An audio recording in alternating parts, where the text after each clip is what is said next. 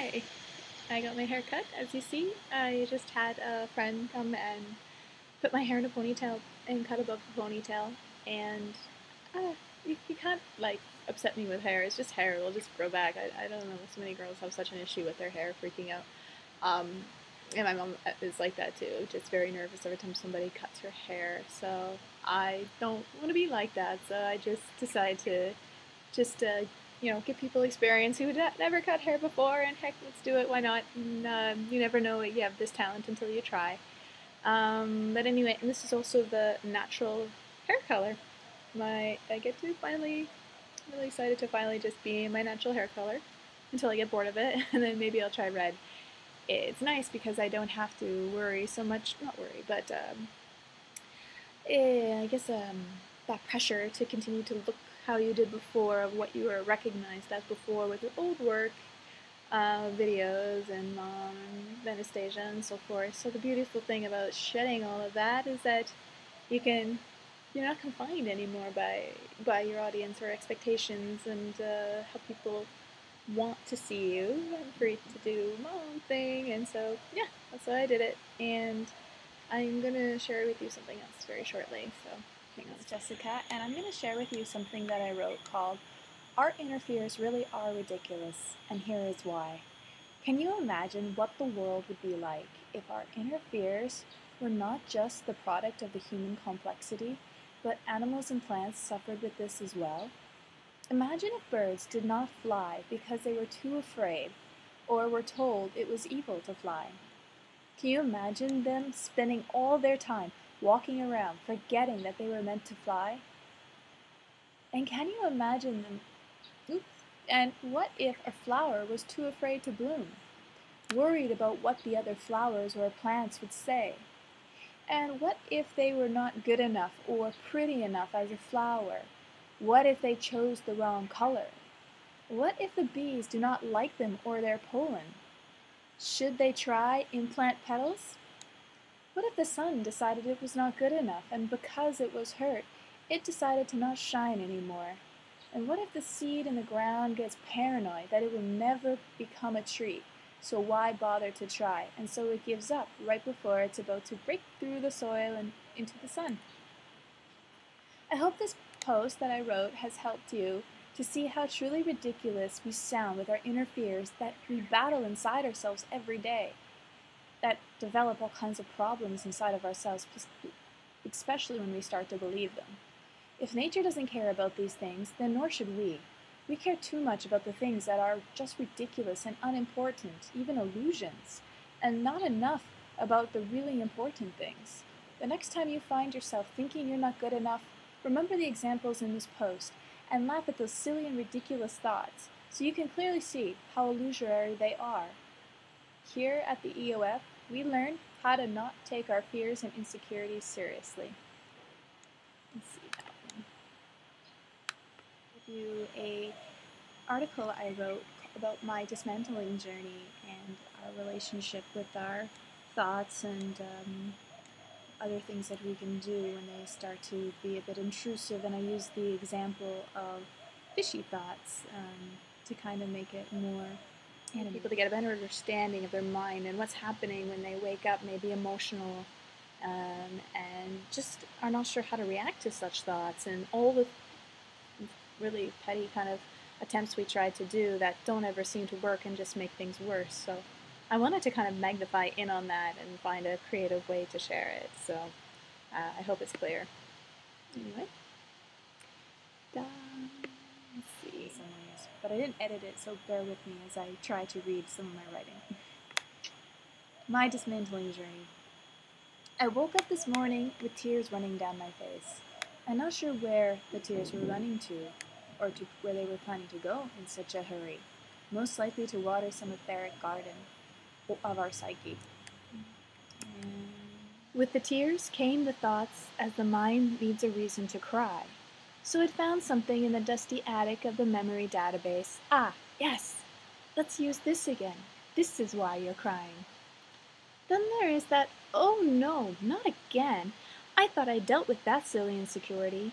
But alas, there it is again. Then came the thoughts, like, What's wrong with you? Control your thoughts. Change your thoughts. Positive thoughts. But I thought that's an act of violence, and it never really works out well.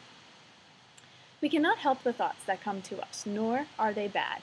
They are like assorted fish swimming through the ocean of a collective ethernet. Everyone is subject to them, even babies and animals, only they do not know that what they mean, nor do they care to. I always trip over my own writing, in general. Something I posted on Facebook a while ago.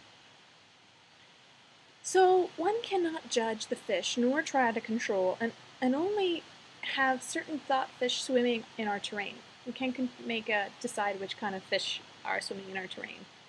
That's erroneous when you think of it. If we just let the fishy thoughts be, then we can still get carried away in them, thinking we are them, and it's the end-all, be-all, to be continued for the next day and the next of weight and pressure of such accumulations of tiny bombs is surely going to make a big blast, mental breakdown of nervousness. So that's not the way to go either. Okay, so what can it be done if the thought fish are just going to come? Yes, it's our relationship to them, especially in the insecurity and comparison thoughts. I cannot argue with them, as that does not work so well. Trying to argue with our mind, arguing with our thoughts, no, it doesn't work. And I could see that then I could see too that to do that creates more misunderstanding, which leads to fear. Okay.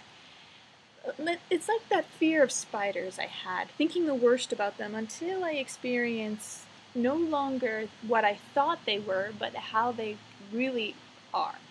And they actually are gentle and sweet and timid, even when crawling on my body. And they felt my fear. They seemed to understand and not harm me. It was all a misunderstanding.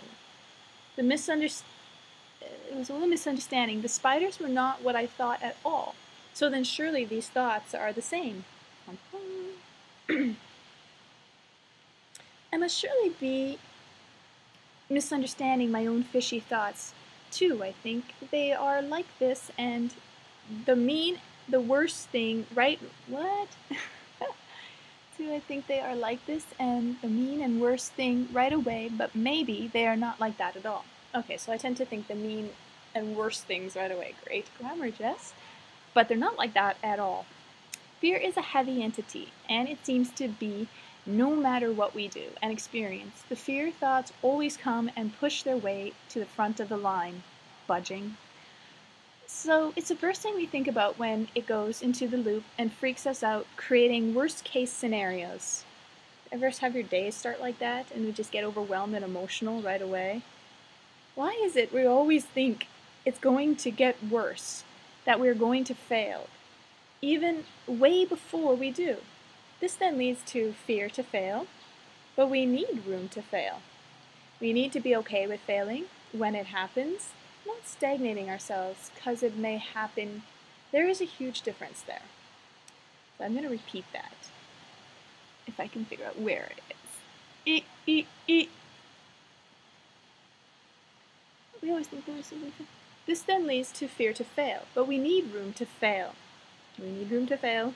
We need to be okay with failing when it happens, not stagnating ourselves, because it may happen. There is a huge difference there. Got that? We need to fail.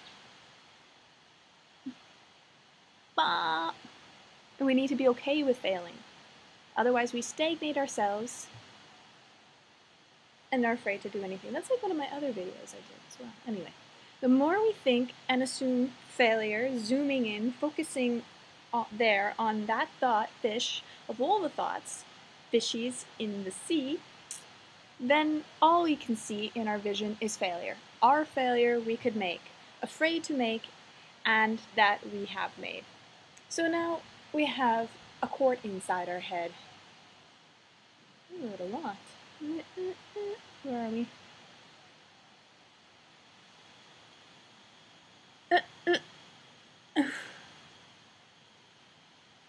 Okay. No, I lost it.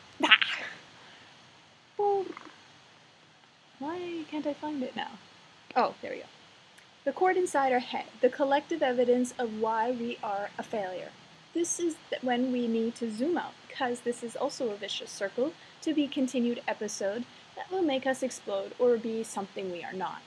So we have these thoughts. So what? Do we have to give so much? So why do we have to give so much attention to it and react so dramatically to it? Can we see it in a different way? Can we see it? I need room to fail and for it to be okay so I can find out what works and what does not. And that's what I did. The more I did that, the more I could laugh at myself. By observing and identifying this old, outdated software, I could do an upgrade so as not to always react and struggle with such thoughts. I now had tools and new perspectives to see such situations as opportunities. Each day as a totally new day. It's a fresh slate. It doesn't have to be recycled of the old struggles. That's our past. A picture, a memory, a thought. It's not us. Remember that the next time this happens to you.